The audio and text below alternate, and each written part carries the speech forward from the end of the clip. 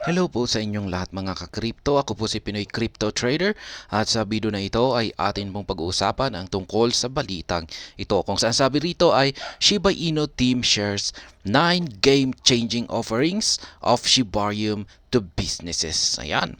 Isa raw po itong kanila pong ibinahagi ang 9 o siyam na game changing. Yan, ibig mong sabihin nito ay isang malaking pagbabago.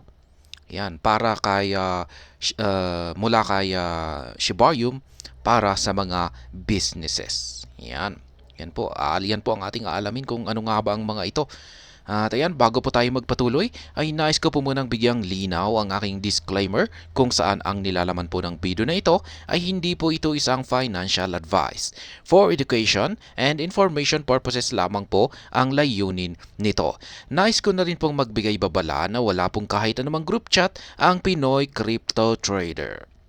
Ayan po mga ka-crypto, sabi rito ay Shiba Inu team shares 9 game-changing offerings of Shibarium to businesses. Ayan, para po sa mga gustong mag-business dito gamit si Shibarium. As Shibarium becomes operational, the Shiba Inu team highlights some of its offerings for enterprise. Ayan, yung mga online businesses po siguro ito. Ayan, kasi alam naman po natin na si Shibarium ay nasa online world. Ayan. In a recent tweet, the Shiba Inu team spotlighted the usefulness of Shibarium to small businesses and companies. In particular, Lucy, Shiba Inu marketing representative, reiterated that Shibarium has become live and functional. Ayan, ipapaliwanag po rito ni Ginang Lucy kung ano ang kahalagahan, ayan, or kung bakit napaka-useful ng Shibarium sa mga businesses. Yan, sabi po rito ay Lucy added that among other things, Shibarium offers several teams as cost-effective ecosystem for business operation. Ayan, cost-effective daw po siya. Ayan, ibig pong sabihin ay makakatipid po tayo sa paggamit kay Shibarium. Ayan po yung post ni Lucy dito sa X platform. Ayan, number 1 ay cost savings. Number 2 ay scalability. Ayan. Ayan, ito po yung kompleto, yung 9 na Shibarium offerings na binanggit rito ni Ginang Lucy. Ayan, 9 Shibarium offerings to businesses.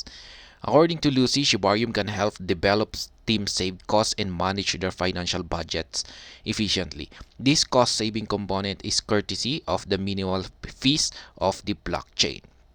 Ayan, totoo po yan. Kasi mas lalaki po yung kita ng isang business kung pag cost efficient po siya. Lucy also pointed out that the scalability features of Shibarium, she highlighted that the blockchain effortlessly accommodates business growth at lower cost. In her words, it scales effortlessly as your business grows without high transaction cost.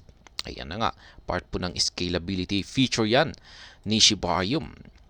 Ayan, scales effortlessly, ayan, without high transaction cost.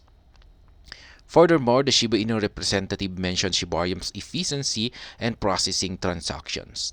Lucy noted that Shibarium processes transactions faster, saving time for business operations. Yan na nga. Kung mabilis talaga yung transaction, ay talagang marami po tayong yung ating oras ay masisave po natin ito kasi mabilis. Yan po talaga yung mahalaga po kasi ang oras pagdating sa mga business operations. Yan, maski isang minuto, maski isang segundo pa yan ay napakahalaga niyan.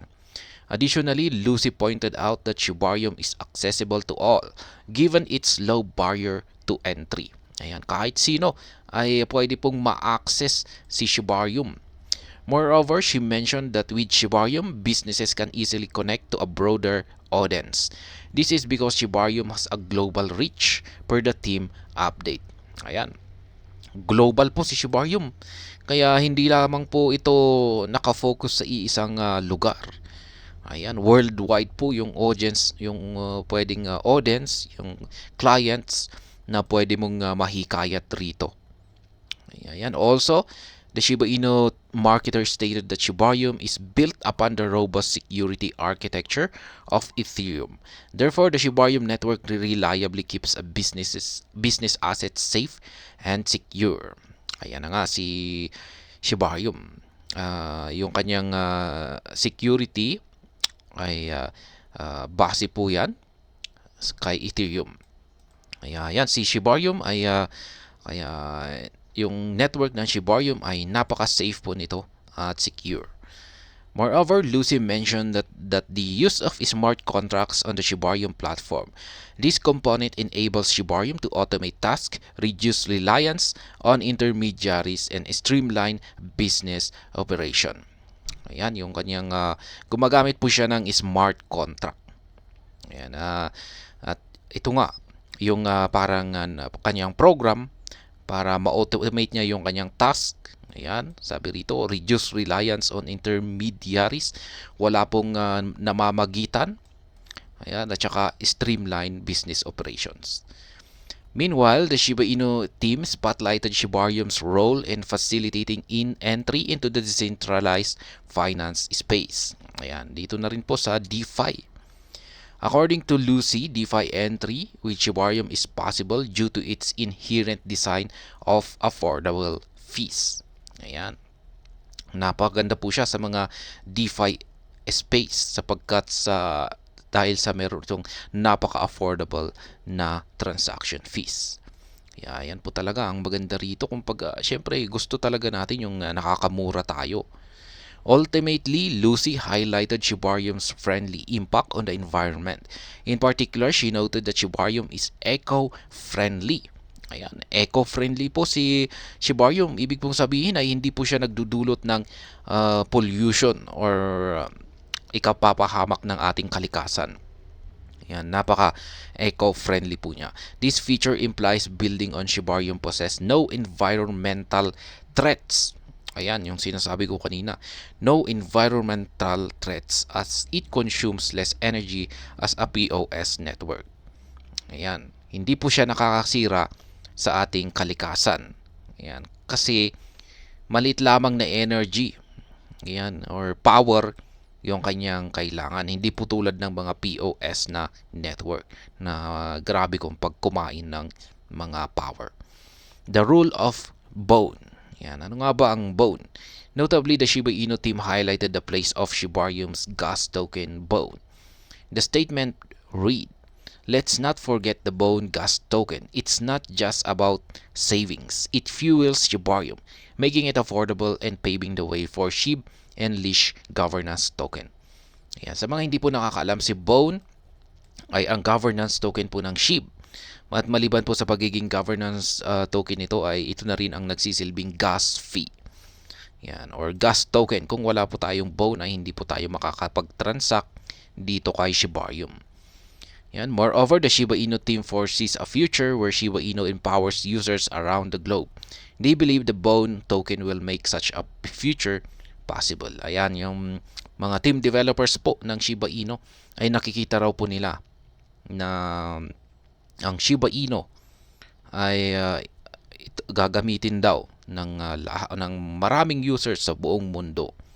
Ayan, worldwide po yan. Kaya yan po yung nakikita nila na mangyayari sa hinaharap. Ngayon, ang masasabi ko naman dito, ayan, ang aking sariling opinion naman pagdating dito, ay ayan, talagang masasabi ko na maganda talaga. Ayan, cost savings at saka scalability. Kasi yan po talaga yung pinaka-feature ng Shibarium. Ayan, napakamura yung kanyang transaction fee. At maliban yan ay napakabilis yung kanyang transaction speed. At pagdating sa mga businesses ay yan po talaga yung hinahanap natin. Maging tayong mga users. Ayan. Parang pwede natin itong ihambing sa internet, yung kanyang yung internet natin. Ayan, sabihin natin, gusto mo ba na nagbabayad ka ng napakamahal na internet tapos napakabagal nito? Yan. 'Di ba? Hindi yan para yan ay hindi maganda yung yung kanyang user experience ay hindi maganda. Ayan, nagbabayad ka na nga ng napakamahal na internet tapos napakabagal pa. Tapos lagi pang nagdi-disconnect. Yan, pero pagdating dito, yan sabihin natin yung dito kay Shibarium ay murang-mura yung kanyang yung babayaran mo sa kanyang internet, yung kanyang cost. Pagkatapos niyan ay mas mabilis pa yung kanyang speed, yung kanyang internet speed. Parang ganyan po kung ikukumpara natin si Shibarium sa iba. Kaya yan, napakaganda ng Shibarium. Kaya ito yung parang ipinagmamalaki ng mga developers na siyang magpapalago dito kay Shiba Inu. At ayan, hanggang dito na lamang po tayo sa video na ito. Sana po ay inyong nagustuhan ang aking paliwanag dito. Kung inyo po itong nagustuhan ay pakiclick lamang po ang like button nito. Para naman po sa mga bago lamang dito, kayo po ay aking inaanyayahan para mag-subscribe.